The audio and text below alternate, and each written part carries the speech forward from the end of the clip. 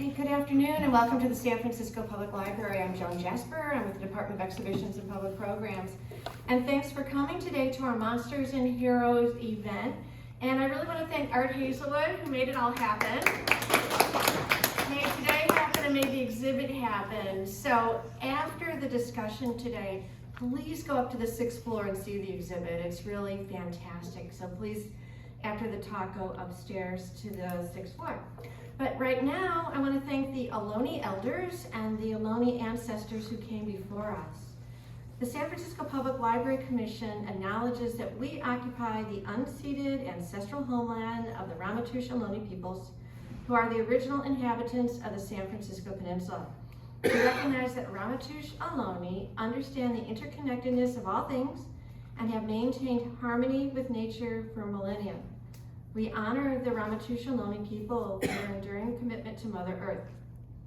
As the indigenous protectors of this land, and in accordance with their traditions, the Ramaytush Ohlone have never ceded, lost, nor forgotten their responsibilities as caretakers of this place, as well as for all people who reside in their traditional territory. We recognize that we benefit from living and working on their traditional homeland. As uninvited guests, we affirm their sovereign rights as First Peoples and wish to pay our respect to the ancestors, elders, and relatives of the Ramaytush community. We recognize to respectfully honor Ramaytush peoples, we must embrace and collaborate meaningfully to record indigenous knowledge and how we care for San Francisco and all its peoples. Thank you. But now it's my pleasure to introduce to you Art Hazelwood. He was an adjunct teacher at San Francisco Art Institute when SCIU 1021 was organizing the faculty union there. He threw away his self-important artist stance and joined the union effort, working on the bargaining team and becoming shop steward. The fight against the failing school led to the formation of the San Francisco Poster Syndicate, and the fights widened to issues that you see in the exhibit upstairs. So please help me welcome Art Hazelwood. Thank you for coming out on a beautiful day and being able to actually weather the excitement of going out to a live event. So I know that it's a little bit stressful for people to come out at all, but it's great that people are here.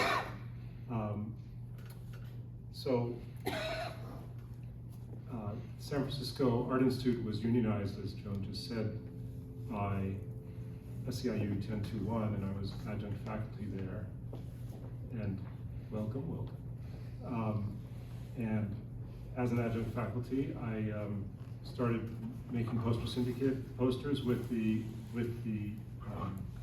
other teachers and students working on students' issues, and Amelia Bunch was one of the organizers from SCIU 1021 who helped us to organize. And then after we organized and unionized, Amelia brought us into the Fight for 15 campaign, which SCIU was working on at that time. And Lucia Ippolito, who is supposed to be here today, made a poster in that first campaign. She's not able to be with us today. But in 2016, when Trump became president and everybody became politicized, Joanna Ruckman joined Poster Syndicate to start making political posters as well. Paul Boden and I go back much further, working with the Coalition on Homelessness and then later with the Western Regional Advocacy Project, where he is now. And we worked on many campaigns, but bringing Poster Syndicate into this poster making, working on homeless rights. So, what if an artist made a poster and nobody came? One of the strengths of Poster Syndicate is that we actually bring the work to the people. I think for artists in general, making art at all can sometimes seem like screaming into the void. But as a political artist, making something and not having any place to put it seems particularly ironic. So we're out there putting posters out on the street at actions. In this case, the Community Arts Program at Hospitality House on Market Street. We don't print only at actions, we print at, this is a gallery opening, so it's a poster sort of just welcoming people to the show. We also work on campaigns. Oh my goodness, Kelly's here and in the photo. So the Prop C campaign, which the Coalition on Homelessness worked very hard to get passed, and Heather worked on as well. Printing posters with actually a group of artists from Indonesia who made these posters, so we outsourced some of our poster making to Indonesia. Not really, but we worked with an Indonesian group that came here. We also make posters for different actions, so this is the City College strike in 2016.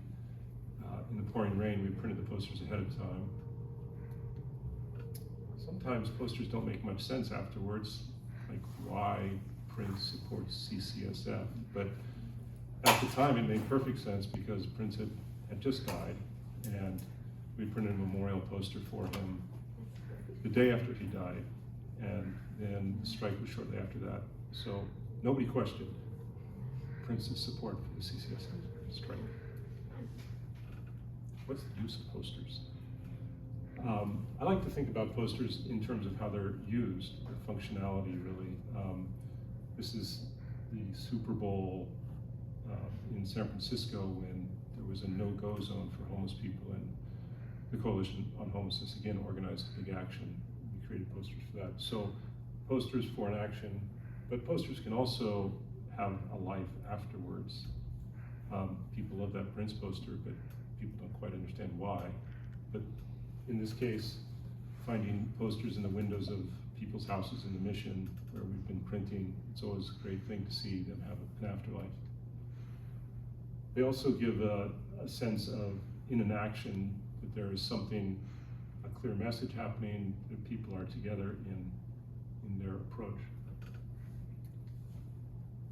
During the height of the Trump administration, there were so many gigantic actions, and we printed live as this at the Women's March, and gave away posters, and people, I think in a sense, a poster at an action like this is giving something for people to do. They participate in something, you know, you're at these giant actions and there's somebody speaking and you can't hear a word they're saying. You move your phone closer? Oh, it's better, okay. Okay, but I was demonstrating the fact that at an action often you can't hear anything, just like perhaps none of you have heard a word that I've said so far. But as a result, we printed, it's more like an entertainment committee really, and posters can have that function. So tell us what you really think. I think one of the things that we really focus on in Poster Syndicate is trying to make a clear message that actually, in an ideal poster, my idea is that it states the problem and it gives some kind of answer. It does both at once.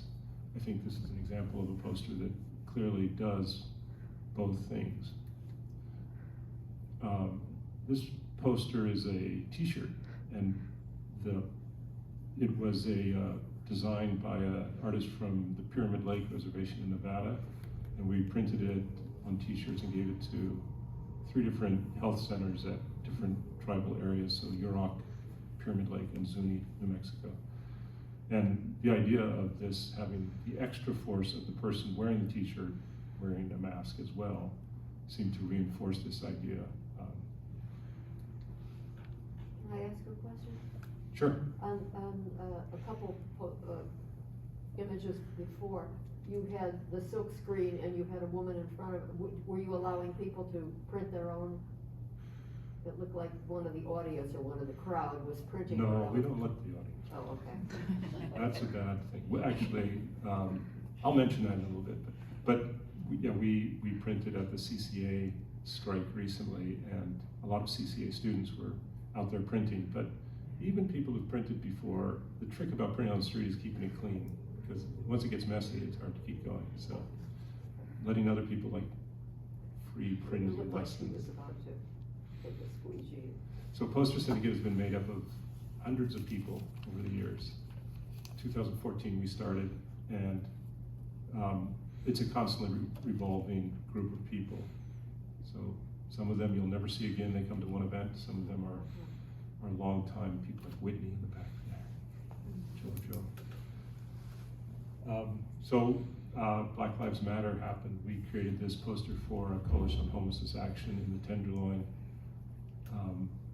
SFPD out of the TL, using an image from a lino cut by Ronnie Goodman, which was created before for the previous Hands Up, Don't Shoot, before the recent Black Lives Matter action. I think this is a poster that is really good at explaining in very simple graphic terms an issue that's very profound. So defund police, what does that look like? And this poster creates that messaging around that in a very simple, straightforward way. Giving it away. I think the idea, the way that Poster Syndicate works at Actions and in general is to give posters away for free. And we print them, we give them to people, and we hand them out on the street.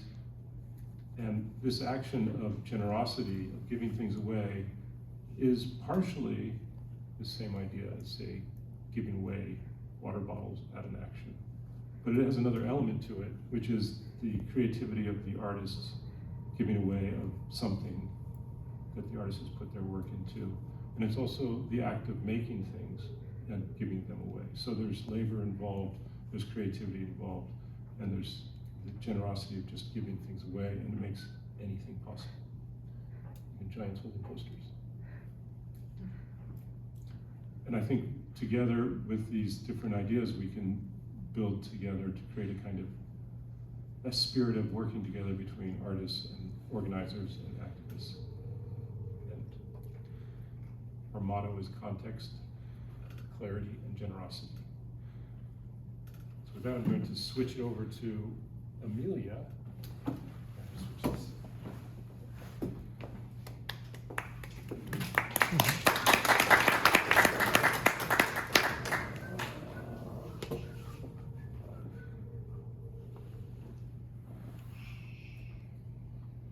Play button is To your right. Yep. it does not look like it doesn't play. It's like a screen. Okay. Hi. So let me just ask, how many people in here are labor organizers or reps or shop stewards? Anyone? You are? Paul's an organizer, but not a labor organizer. Right. Okay, so I'm a labor organizer, and I want to take one of the things that Art was talking about in terms of the purposes of the posters as an organizing tool in an issue that we really struggle a lot with as organizers, and maybe you'll relate with this, Art. Union members now, in our current moment, have the tendency to, in their minds, define the union as this huge third-party entity outside of me, out of touch with my particular worksite struggles, unresponsive, and I'm not a part of it. And the struggle, what we must achieve is having workers feel like I am the union, and the power is that my workers and I, through our collective action, direct action, change the working conditions for ourselves at work. If that doesn't happen, then we're weak. So I want to talk about the way that Poster Syndicate has worked with workers and been able to shift that dynamic a little bit. So I work for SEIU, it's big labor, big corporation. I don't speak for them, I speak against them. So Fight for 15, like Art said, I organized at SFAI for a while, then I went and I did some organizing with Fight for 15. Here's the Fight for 15, one of their logos. It's fine. So 2015, workers were gonna go out on strike. There was gonna be a strike day. And this logo, it was, not that inspiring. One of the fast food workers came with me and met with with Poster Syndicate and Art, and talked about what would be an image that reflects my workplace, that reflects me, and that would be inspiring to me and my coworkers to come out and strike. And they made this beautiful image. They came to the rally on strike day and screen printed it live. This is another image that they made. And so this was something, an image that the fast food workers took around. Other union members also that were in solidarity produced t-shirts. Here are just some pictures of the rally, and you see how the poster syndicate posters, people loved them and carried them around. Here's another. And actually I'll show you these, that black t-shirt, some of the black t-shirts, that has that image on the back of them. They sold like hotcakes. And I'll tell you that I know workers and organizers who have that poster on their wall to this day. It was inspiring. And the following year, the California $15 minimum wage ordinance passed in April following that. And so that was an image where a worker got to actually speak about, this is the image that inspires us, instead of this corporate looking logo. Dialysis. So SEIU UHW has been trying for years to organize dialysis workers. Here's the kind of image that they have as a dialysis worker holding this sign. Art and Poster Syndicate and I talked a little bit about what is dialysis workers' actual experience, and what are the reasons that they should organize, and what are they passionate about. And Poster Syndicate made this poster. And you can see here, this actually shows the workers, their anxiety, their anger about this gigantic dialysis machine representing this industry that cuts corners and is actually dangerous for patients. So these workers take pride in the way that they take care of the patients and are protecting them against this corporation that creates such dangerous working conditions for themselves and care conditions for the patients. This was really moving, and look at the difference. Also made this, which UHW produced as t-shirts, and me and Art were supposed to get one, and we didn't. Never know. But this also, is amazing, and so much more powerful. So here's just this the workers are actually present in these images. Let's talk more recently, SFO cabin cleaners. So right now I work with airport workers. Cabin cleaners are very difficult to organize. They have a union, but they don't want to associate with it. They don't want a part of it. They don't want to speak to the union. They're scared. They're people of color, they're immigrants, they're mainly monolingual, non-English speakers, and they're behind Customs and Border Patrol in many cases. So we can, Can you say that again? They're behind Customs and Border Patrol. So we can't actually physically access where they are. It's very difficult to just go and speak to these folks. Therefore, this is a substantial group of workers who have some of the worst working conditions at the airport, who are just out of reach for us. Here's the kind of thing that USWW makes to represent these guys. Is that what cabin cleaners are? Who are cabin? Cabin cleaners are the ones that clean the airplane. Okay. Yeah, they're the ones that go on and they vacuum and they, clean. It's a really hard job, and they're badly treated and badly paid. So over the pandemic, some of the cabin cleaners got together with Poster Syndicate via Zoom and talked about their experience, their stories, and Poster Syndicate created this beautiful image, which reflects all of the languages, reflects the pride that they take in doing the work, and this was very much worker informed, and they came up with the logo as well, along with Poster Syndicate. Workers at the airport, TSA officers who also often don't like to identify as union members, actually in solidarity went and handed out those posters to cabin cleaners as they got off of work, because they do get to go behind Customs and Border Patrol. They have the security badges to do it. This is another poster that was created at that time. At that very time, and that same month, which was October 2020. Yeah, 2020. There was a major outbreak of COVID among the cabin cleaners. And people, it was major. So many people were falling sick. The company told the cabin cleaners, you're not allowed to tell anybody about this. This is not something you should talk to outside of HR and ourselves.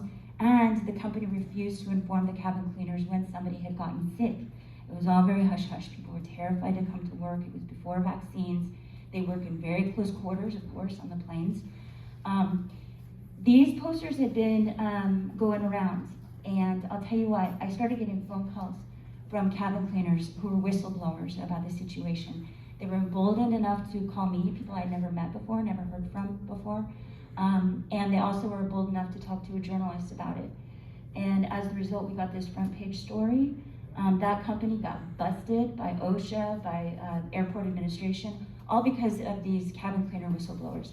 My belief is that they never would have come forward and actually had conversations with their union if it hadn't been for the posters that have been circulating and reflecting back to them. This is your union, and you guys are it. So that's a success story. And you can see hopefully the way that those were an organizing tool. I want to show you a couple of pictures of airport worker direct actions. Now, here's something the union produces. Here's some, oh, there you go, there's another union product. Here's something Poster Syndicate made. So this shows, there are many, many Filipino workers at the airport. This shows our shop steward, who I was just talking to on the phone, a couple of shop stewards, and you see the Tagalog phrase, and the workers asked for that phrase to be on here, so it really does reflect them. And here's a direct action. This is a mini wildcat strike. Don't tell anyone I said that, but that's what that was. Their hours have been cut. So they loved those posters. They brought them. They were banging on the walls, stomping, and they won their hours back. I had a journalist with me that day, it so happens. And so these images are compelling enough that I think it helps us get media. It's a lot more compelling than, this crap. So I want to wrap up by talking about one final particular campaign. The vaccine came out, and as you know, Newsom's office created a program where if you were an essential worker, you got advanced access to the vaccine.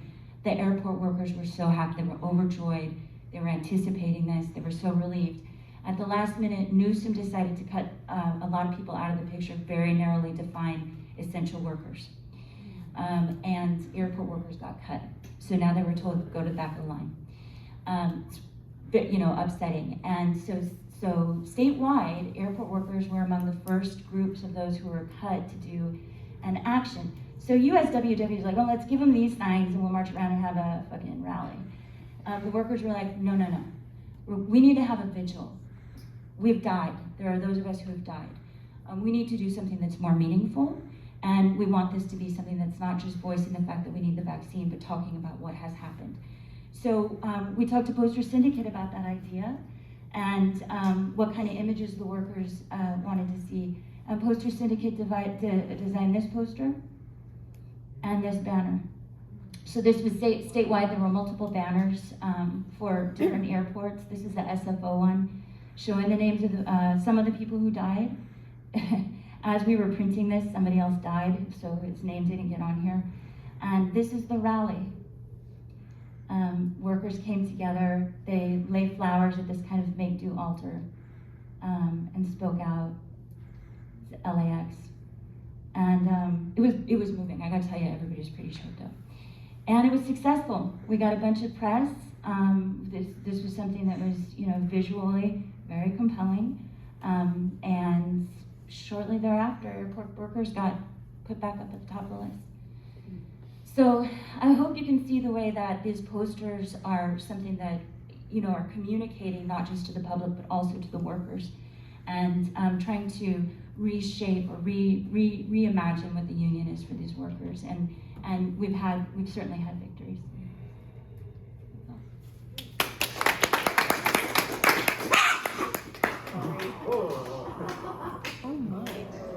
No clapping. We'll have time for questions afterwards.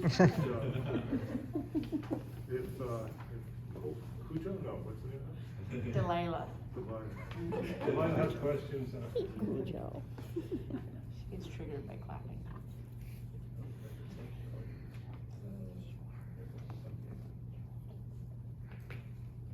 At least it's not a Zoom meeting, Delilah. That's right, Delilah. Okay, hello everyone. How's this sound?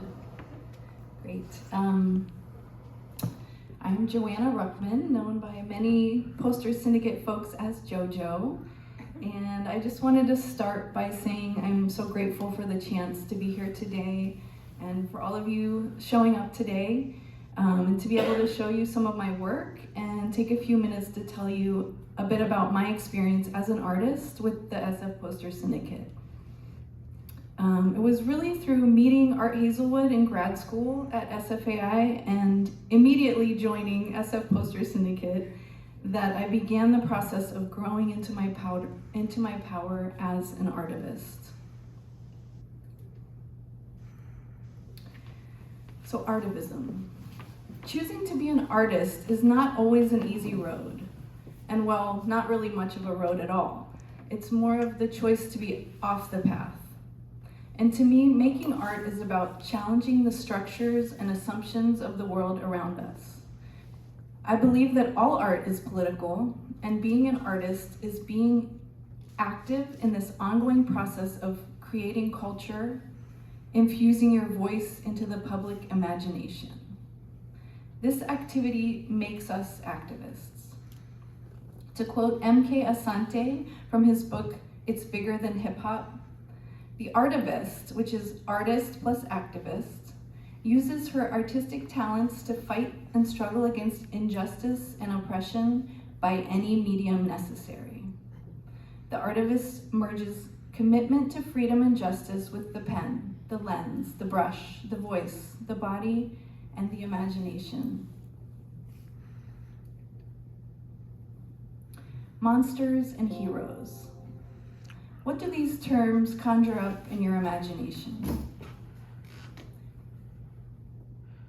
These terms can describe characters in children's books designed to stimulate the imagination, to teach life lessons, morals, and wonder.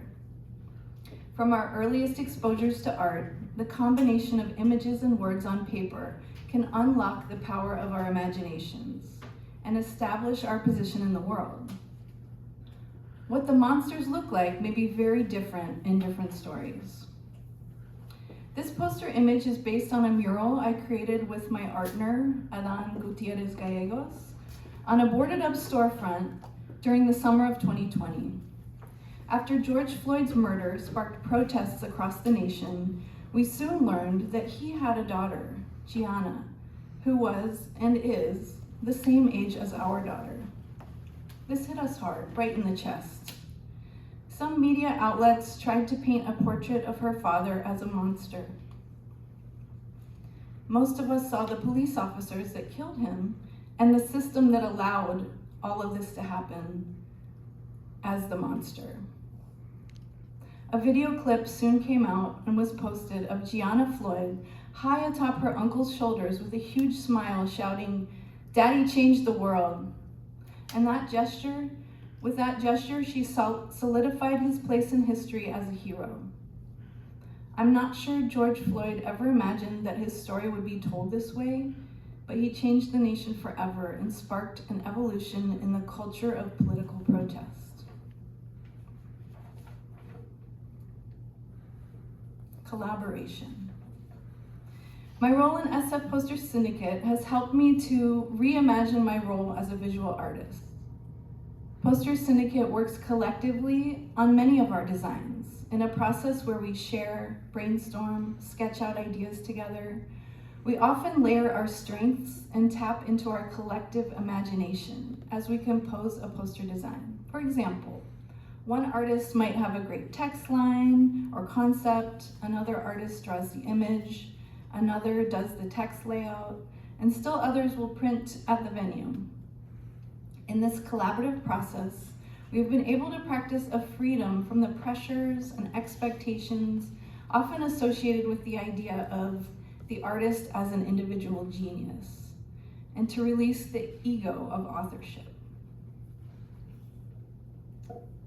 This poster reads, "When women of diverse backgrounds gathered together on the US-Mexican border at sunrise on the morning of the Trump inauguration, in a powerful gesture of solidarity, they stood back to back, held their hands, and wove their hair together in braids." And this is based on a photo of a true event that happened that morning. Futurism. As artists, we have a superpower. Yes, we are the ones who contemplate, capture, and translate the current moment into forms and formats that engage the senses. But we are also creators of culture. Artists have the privilege to see beyond the present moment and reimagine a different path into the future.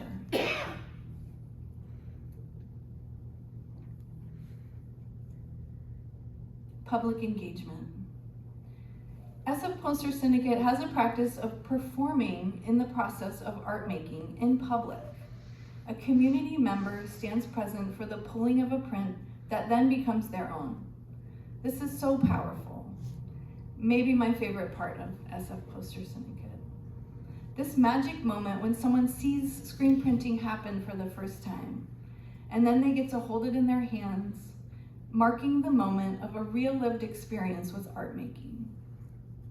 Then they're empowered with the decision of where the poster goes from there.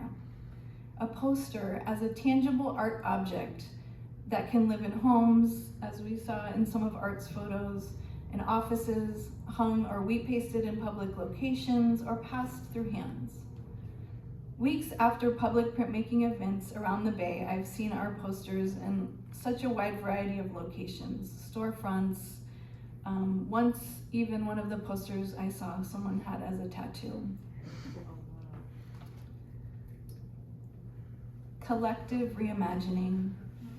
So poster making has this ability to stir the collective imagination.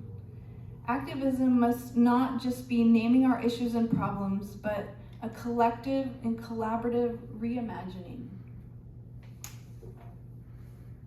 of hope and possibility.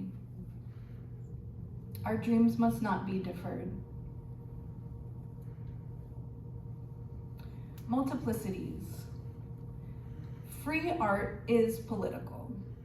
It undermines the hierarchical systems of capitalism and the power of the multiple, as in the format of posters, carries great access and power, much like advertising, the advertising that floods our eyes on a daily basis. So SF Poster Syndicate works in the format of the multiple to promote new ways of thinking towards better futures. And lastly, healing. In the past few years, art has not only been a path to healing in public spaces and dealing with our collective traumas, but for myself, it has been a tremendously healing practice. Even though there have been certainly periods where being creative has been very difficult, I'm sure you guys can relate, due to isolation and stress. But art has certainly been a saving grace, and being a part of this collective has been super inspiring. So thank you.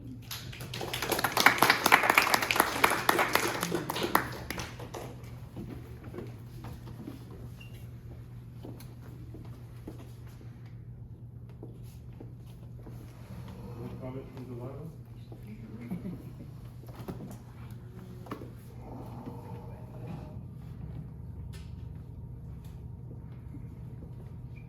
Yeah, good afternoon, everybody. I'm Paul Boden with the Western Regional Advocacy Project, and for a bunch of years before that with the Coalition on Homelessness here in San Francisco.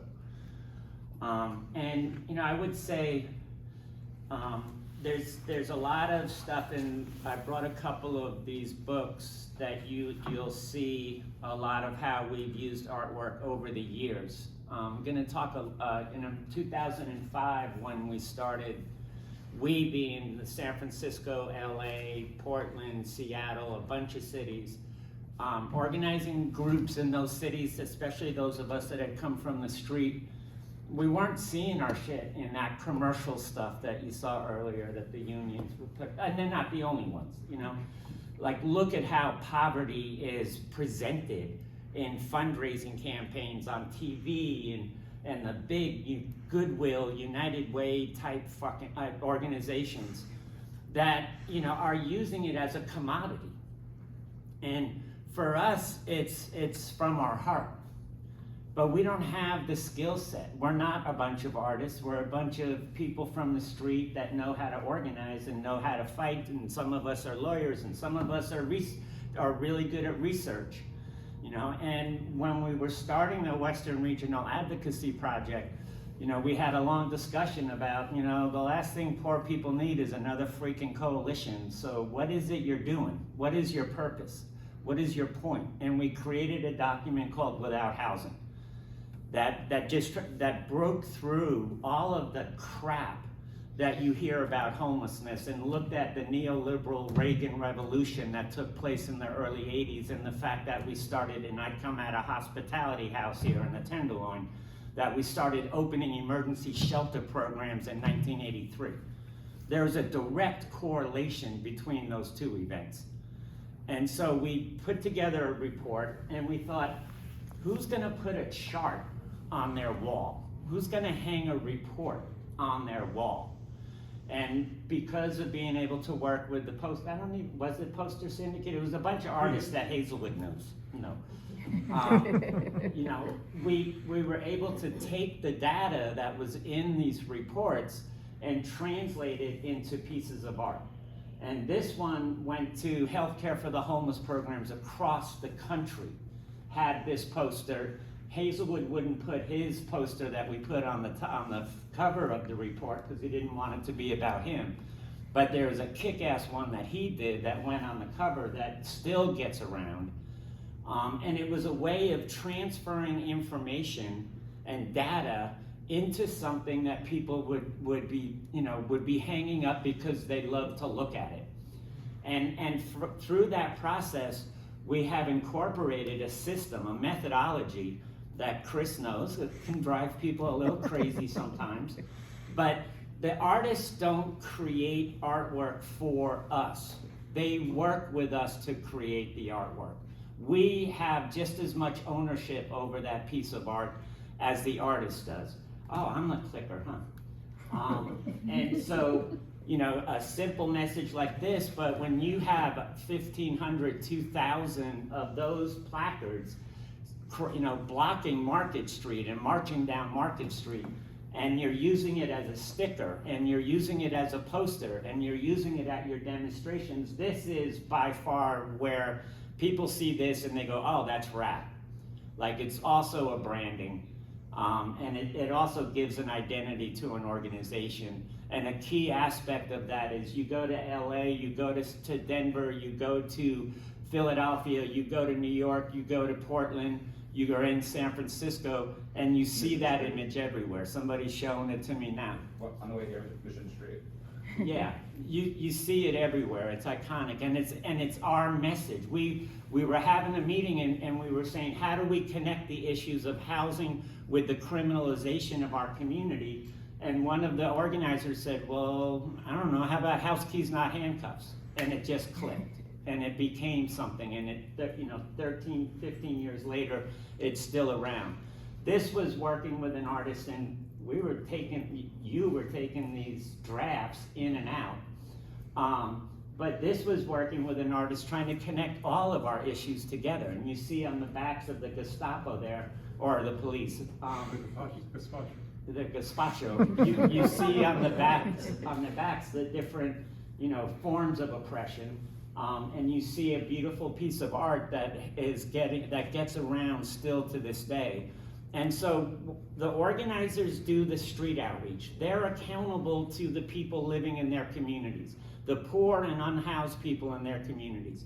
And then they come together under RAP's umbrella or RAP's staffing process, and they find the unified messages from that street outreach that they were doing.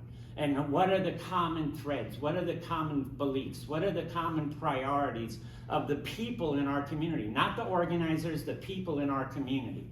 And then they say, okay, what's our message around that? And once we have that message that we want to get across that's accountable to the people that we live next door to, then we bring in the artist, and the artist takes our messages, you know, whether it's one of us meets with the Poster Syndicate folks or whether it's somebody comes to a meeting, but the artist then hears those messages, gets their thought process going, and comes up with drafts of the potential poster. Those drafts then go back to the organizers, and the organizers critique it, and they say, well, that doesn't really say what we wanted to say, or they tweak it, you know, right, Chris? They tweak the shit.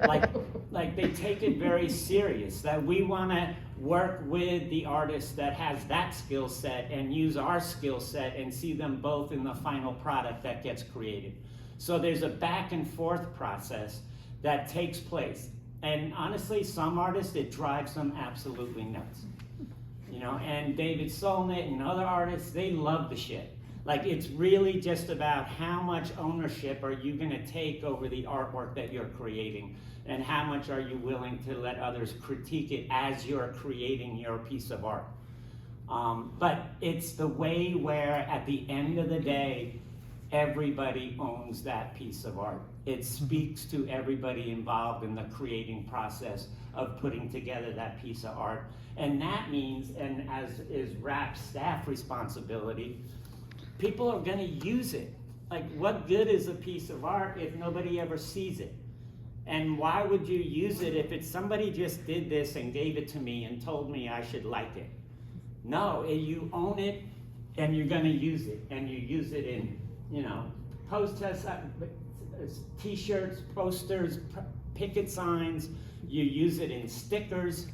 You know, you actually see this getting out and being used as an active, engaged organizing tool. And it's just vital to be able to, this Homeless Bill of Rights campaign, we did our street outreach process.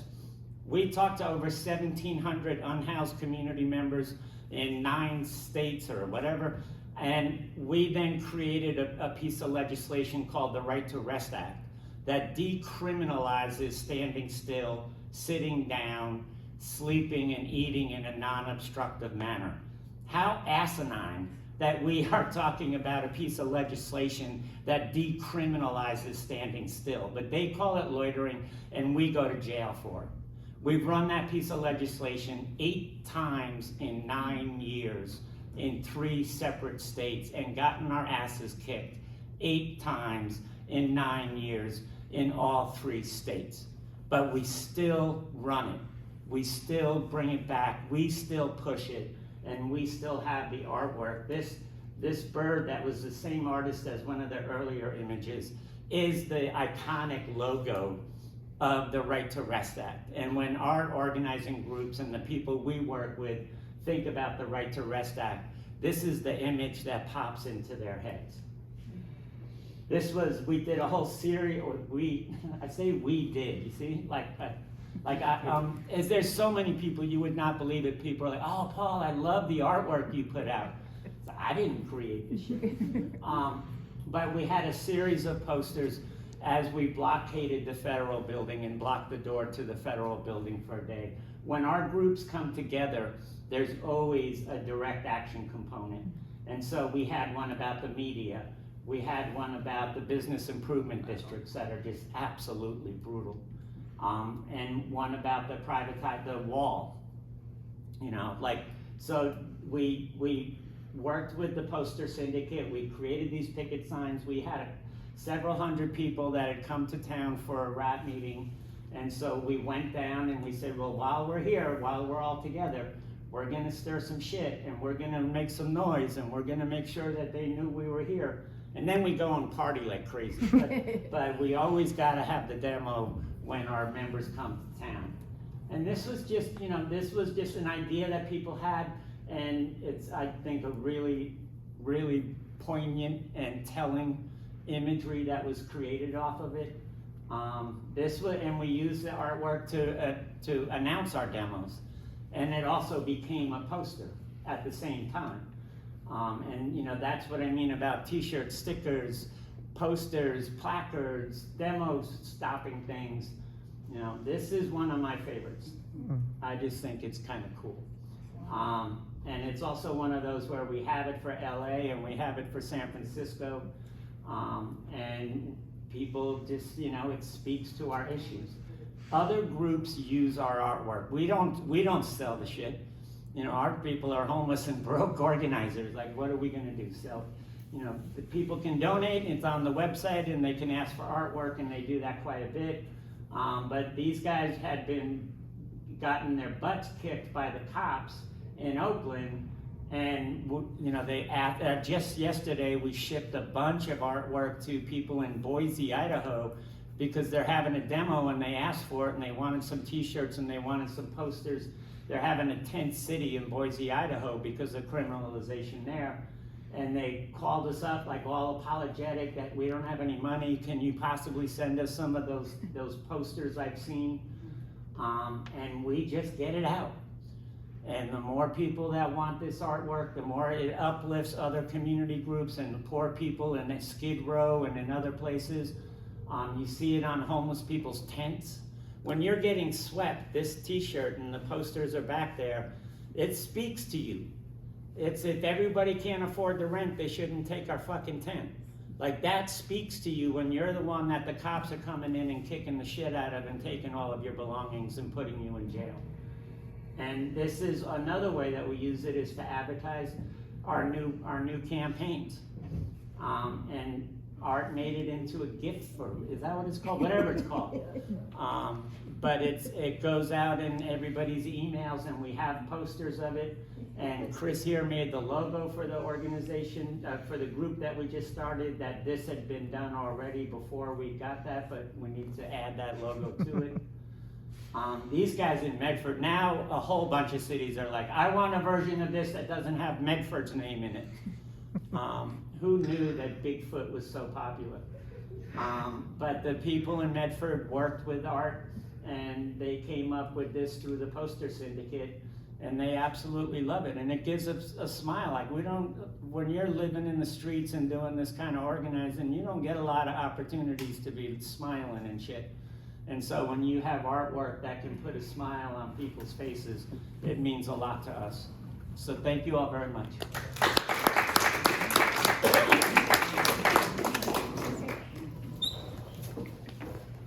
There's a lot of territory covered there.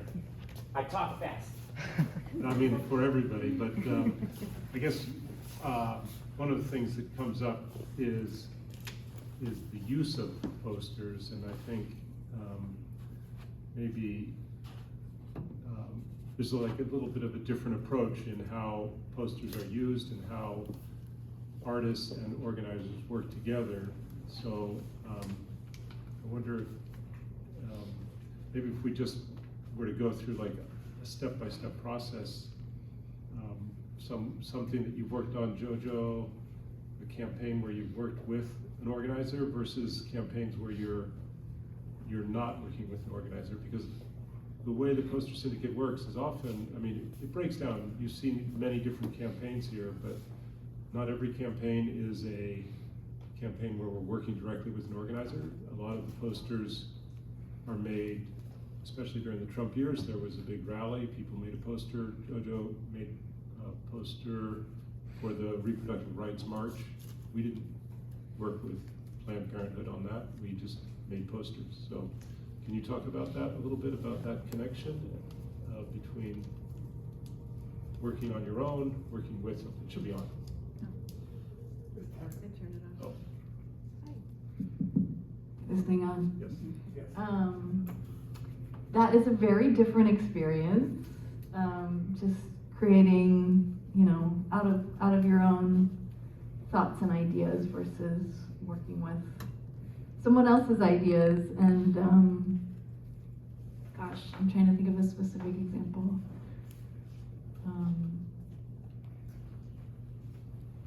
Does anyone have any questions about that process? I can just move it on. Go ahead. Yeah, I'm an artist who does political posters, but I've done maybe 10 in my lifetime. And some of them were published years ago, and recently, the ones that I did, and I sent to you actually. I'll tell you who I am later. I'm Barry Shapiro. The one on homelessness. The eyes. Here. I've never worked with groups. This has been very enlightening and very encouraging to get out of my isolation and the ego of self-creation. It's blown my mind and kicked me in the ass. So how does one get together with other people, artists and organizers and the groups concerned? I've never thought about it before, and I'm letting you start doing it. How does one do that? Well, I know this really great group of artists. It's called SFPoster Syndicate. And anyone is welcome to be a part. There's no qualification except for showing up and participating. Yeah. Showing up where? We can get you connected after today. But I think it's an important point. Like how do you work? How do you balance this idea of being an artist, doing your individual thing, which people in Poster Syndicate do also, with working with it. So how did you, Joanna, how did you abandon your ego for this? What? You know, to be honest, I have a background in graphic design, so I've you know, had the experience before where I'm designing something for a client and it's not my work, or it's not for me, and it's not my idea or my concept, and in that case I have to put a limitation to the number of edits, because not everyone thinks and sees like an artist, but often most people do have critique and feedback.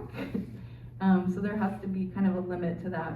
But in this case, you know, it's somewhere in between, you know, creating something that's meaningful to me and has my voice in it, but also is, you know, speaking to the needs of the organizer or the group. I guess that's what I wanted to get at, because I wanted to push back a little bit on what Paul was saying about the back and forth, because Paul was characterizing it as the artist does something, he goes to the organizers, he goes back and forth, and everybody gives their input, but it's not really what happens, because in a sense, there has to be this person, who is often you, Paul, standing between the vast amount of input that comes in and filtering that so that the artist isn't just getting bombarded with ideas from all kinds of people. So it's a more complicated process, and also, Amelia, the way that we've worked together with different groups, there's a kind of filtration, like you can't just open it up completely. So, what do you think about that, Paul? Yeah, I just didn't want to bore people with the details, but yeah, you have to staff the process, and I'm sorry if that wasn't articulated at all. Not that sorry, but sorry. You know, that's our role. Like, you know, if the artist had to come and meet with the whole group every time, every draft, like, we would never get the artwork done, and I wouldn't sit through it.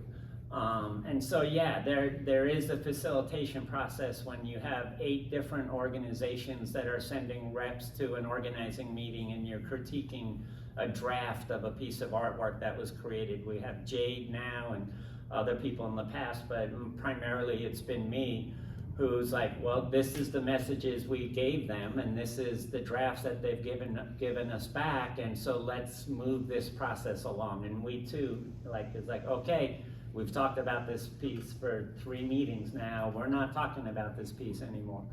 And, you know, even like, you know, in creating this, we were talking about doing a PSA with these really cool filmmakers, and they really insisted on the process being with the whole group. And after like 3 or 4 meetings, the group was like, you know, we've already talked about this shit. Like, so you do have to understand that there's time limitations for both sides, not just for the artists or for the organizers. And you do have to keep the process moving forward so it's respectful. And the artist also has input. It's not just the organizers do it. Like, we recently had a thing with a shirt, and the artist was like, that's gonna look like shit. So the organizer said, well, I trust this person, and so we'll come up with a different way of expressing that message. So it is a real give and take process, but it's a facilitated give and take process. Sorry if this is too much sausage making for people, but Amelia, do you have any thoughts about that? Yes. It's not all like this.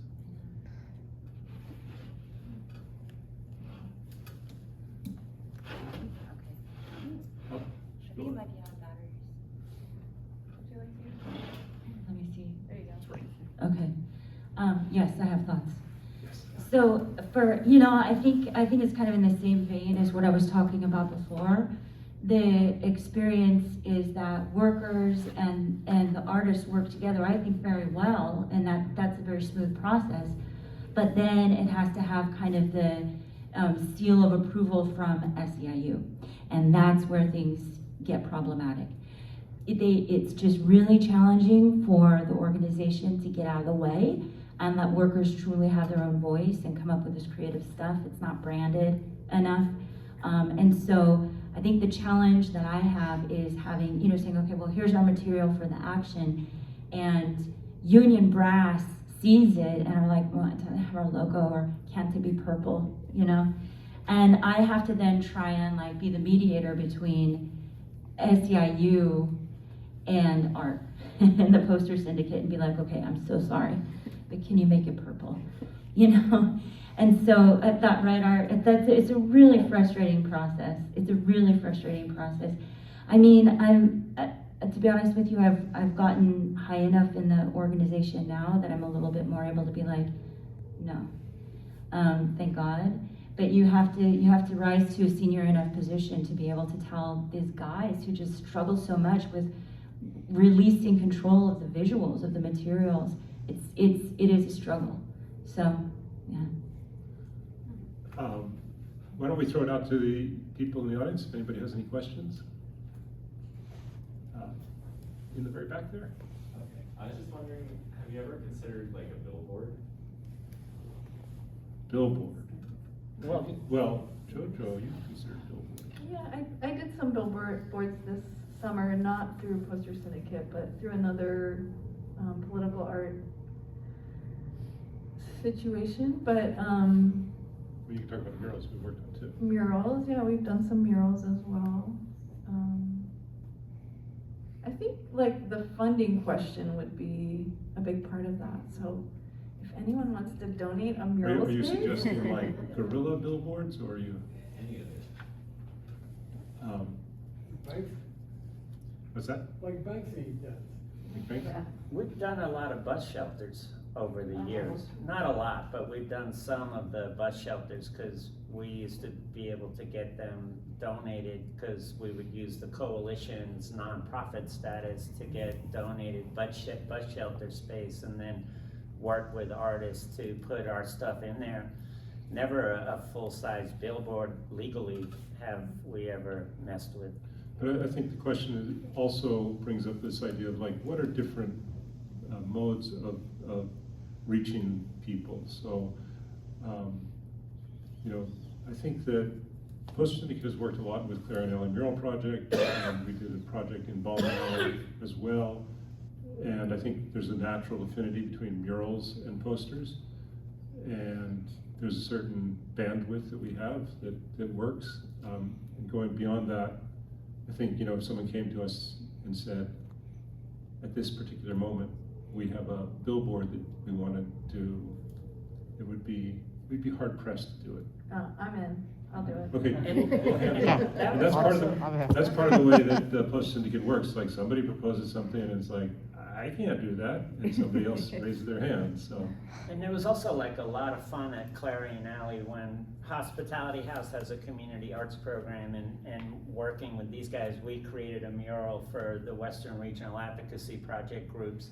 And then BLO came and played, and we did like a mural unveiling party with Hospitality House. All of the rap members were in town, and it was just a great way to see the artwork bringing people together and having a freaking blast. But I love your proposal and claiming like an atypical political art space, right? Like I've seen other artists, like photographers, use that space, but it's somewhere where the public isn't looking for something other than advertising, right? So it has this little bit of shock value. I mean, it does kind of connect this idea that Amelia was talking about the corporate look to a lot of protest signs or strike signs, union actions. Remember we were at the Reproductive Rights March, everybody had their Planned Parenthood pre-printed signs, and it's fine, it's not a bad thing, but there's a power to something that's different, and I think it's good to think about different options, but it's, in a sense, we're competing with a kind of generic, bland, corporate look, even to people that are on the same side as us on political issues. And there's a power to that handmade quality. Well, and also the engagement, like I think we've spoken to this already, but when we print live and people experience that moment, it's 100 times as impactful as us printing the exact same poster, putting it on the table and trying to hand it to someone. It's, you know, there's It's like, no thanks. Yeah. No thanks. They can't even take their earbuds out.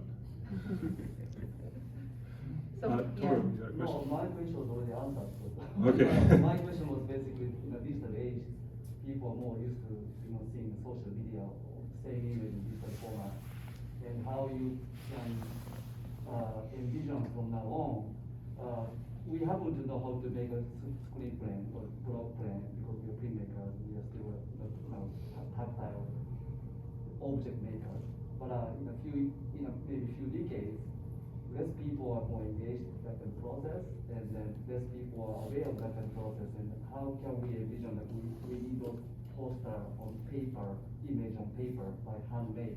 Will be always in this format, will be appreciated in the process, or will be different kind of a poster will be more mainstream from now on? Just because right now we are in between, right? Digital generations and our old generations at the same time. Right. And maybe in the future, are we still screen printing? Are we still block printing to the protesters? I don't know. I think it will become even more impactful because it is such a rarity. But if we want to do digital billboards, we could do that too. I just want to make things by hand. You had a question back there? Well, just a comment. I mean, I think Sure. as a photographer, I agree there are there's like one group that organizes a lot of protests in San Francisco. They have really ugly reprinted signs, and it can just basically ruin a photo. That's a great point. Like the visual landscape of a protest, right? Right. Whereas your posters are, always interesting. And this is the cover that Paul mentioned. That Art Still didn't got- want to include in the. Still got called out. Can't hide. Yes. Well, I'm also concerned with social media being a form of propaganda. I studied propaganda when the only propaganda I was paying attention to was magazines and standard, or what we call establishment media. But with the advent of social media and algorithms and the pinpointing audiences that you want to reach, I don't know, that's more complicated than we're going to talk to here. But you have a movement one of them has a movement, as to say there is a hand that grabs the person who is destroying the tent. Right. How did that kind of motion graphics, if that could be incorporated in social media kind of distribution, how do you make that happen? How do you make the use of animation? You did that one, yes? Oh, it's a simple trick in Photoshop. But how does someone, where does it get presented? Sorry? Where does it get seen? Oh, well, I mean, so I think where it gets seen is sort of the central question of Poster Syndicate. Correct. So because that was a poster that I created for RAP is using it. And to a degree, Poster Syndicate is not really about promoting Poster Syndicate, but making artwork that is used by groups. So the social media aspect or the digital aspect of it, I think, is basically we hand it off to them and say, here are the resources we're making for you, and you make use of it. Can I know that Joan wants to call time here. Yeah, but go ahead, you got something? But I just wondered if we could just talk a little bit for a moment about moving forward, because I feel like we're at a very weird moment now, and the Trump era is over for the moment, and the giant protests are over for the moment. There's like a lull, and it goes through waves. So the public printing maybe isn't what Poster Syndicate's about. What are we working on now? Anybody? I mean, can I say that's very optimistic, Art? I think after the midterm elections, we might see more renewed activism. How about before the, Well, I mean, that would be useless, but.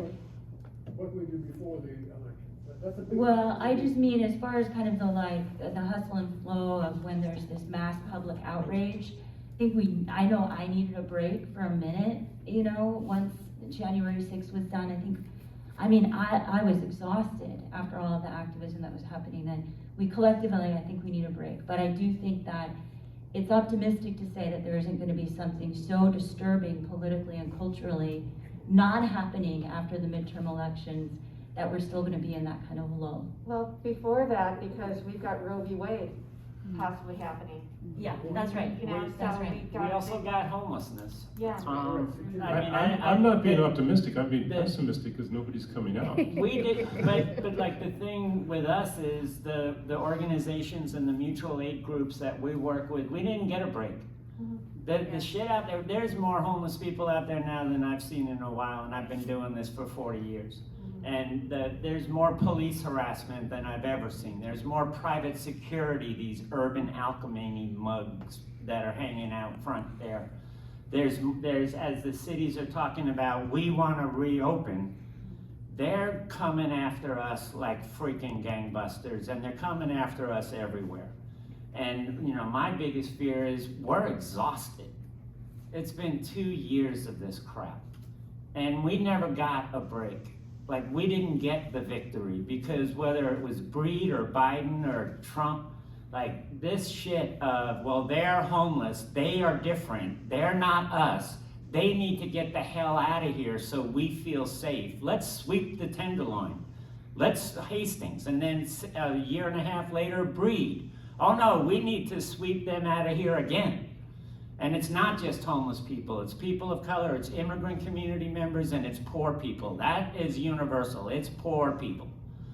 You know, and like we've been expressing all this outrage, we've been getting our asses kicked, and we're looking to figure out, all right, how are we gonna, because some of these groups that I work with are literally falling apart at the seams. Because they're exhausted and they're broke, and they're hated. And so we're trying to think of how to use artwork to show the beauty of all that's been getting done by these organizations, and to figure out how to use artwork to uplift and give an uplifting message when you're in the middle of getting your ass kicked. It's hard to remember you were there to drain the swamp when you're up to your ass in alligators. And that's pretty much where our groups are at right now. And we're trying to like just figure out what are the different things we could do without all coming together. We used to come together every year. We haven't done it since COVID hit, but those were really uplifting times. And we're desperately trying to figure out how we can use artwork to accomplish some of that. Put a smile on people's faces for the first time in 2.5, 3 years. So you know, Paul, you're making me think about something, which is one of the things that SEIU has, they've got their corporate logos, but they have money. And some of the most successful political activism I've done is because we have grassroots groups who came together with liberal, USWW is pretty progressive, have come together and worked coalitionally. I'm about to start working with our security officers. So I'm transitioning out of airports to work with security officers. They're going to be fighting for contracts. Their contract is coming up this summer. And I'm wondering, is there a place where coalitionally, some of the security officers who are union members, who are being paid low wages, can partner with homeless advocacy organizations and talk about, what are some issues that these people have in common? And is that a little bit of a movement? Is that something that we can do? SEIU has got organizers like myself. We got resources. And I think where we can work coalitionally, some of that stuff can produce more, the energy to have more of kind of the forward motion that you're talking about. And we will be out When that on the happens, streets. Poster Syndicate will be there. We used to do that with local too a lot. Yeah, right. Okay, I'm gonna end it there, but you're all, welcome to stay for a while, take some more informal questions, and look at all the posters in the back, and of course, go upstairs to the 6th floor and see the great exhibit. So let's hear it for our panelists.